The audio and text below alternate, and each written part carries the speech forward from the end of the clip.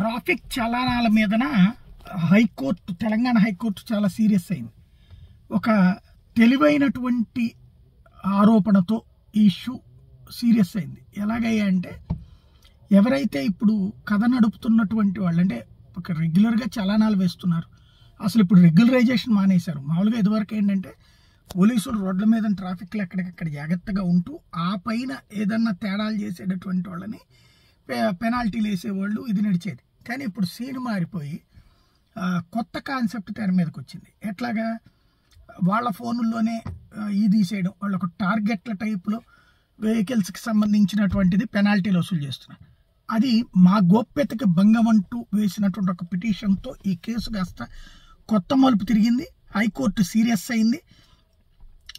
దీంట్లో జరిగినటువంటి పరిణామం ఏంటంటే, తెలంగాణలో ట్రాఫిక్ ఉల్లంఘనల మీద ఈ చలాలు విధించే విధానం మీద తెలంగాణ హైకోర్టు కూడా తీవ్ర అసంతృప్తి వ్యక్తం చేస్తూ నోటీస్ ఇచ్చింది. ఈ చలాన్ల అమల్లో పారదర్శకత లేదంటూ వి రాఘవేంద్రాచారి దాఖలు చేసిన రిట్ పిటిషన్ విచారించిన న్యాయస్థానం అంశం మీద పూర్తి వివరణ ఇవ్వాలని రాష్ట్ర హోంశాఖ నోటీసులు జారీ చేసింది. 4 వారాల్లో కౌంటర్ అఫిడవిట్ దాఖలు చేయాలని ఆదేశించింది. పిటిషన్ రాఘవేంద్రాచారి ట్రాఫిక్ పోలీసుల అమలు పద్ధతులు చట్టబద్ధతను ప్రశ్నించారు. పిటిషన్లో ఆయన ప్రధానంగా లేవనెత్తిన అంశాలు ఏంటంటే, ట్రాఫిక్ పోలీసులు తమ కేటాయించిన అధికారిక పరికరాలకు బదులు సొంత మొబైల్ ఫోన్లతో వాహనాల ఫోటోలు తీసి చలాన్లు జారీ చేస్తున్నారు. నా మీద కూడా ఇట్లాగే 3 చలాన్లు విధించారంటూ కోర్టుకు చెప్పారు.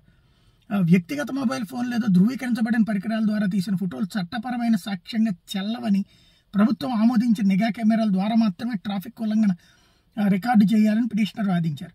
చట్టబద్ధత లేని పద్ధతిలో చలాన్లు వేయడం వల్ల వాహనదారుల హక్కులు దెబ్బతింటాయని న్యాయస్థానం కూడా వ్యాఖ్యానించింది. ట్రాఫిక్ పోలీస్ సిబ్బంది చట్టవిరుద్ధంగా జరిమానా మొత్తాలు నిర్ణయించడం, న్యాయ పర్యవేక్షణ లేకుండా డబ్బు వసూలు చేయడం మీద కూడా పిటిషనర్ అభ్యంతరం తెలిపారు. శిక్షణ నిర్ణయించే అధికారం కేవలం జ్యుడిషియల్ మ్యాజిస్ట్రేట్కి మాత్రమే ఉంటుందని, క్షేత్రస్థాయిలోని కానిస్టేబుల్ లేదా ఇన్స్పెక్టర్కి ఆ హక్కు ఉండదని పిటిషనర్ స్పష్టం చేశారు. రిట్ పిటిషన్ 2011 నాటి ప్రభుత్వ ఉత్తర్వు జీవో నెంబర్ 108 కూడా సవాల్ చేసింది. జీవో పోలీసులకు వాహనాలను ఆపి కాంపౌండ్ జరిమానాలు అక్కడికక్కడే వసూలు చేయడానికి అధికారం ఇస్తుంది.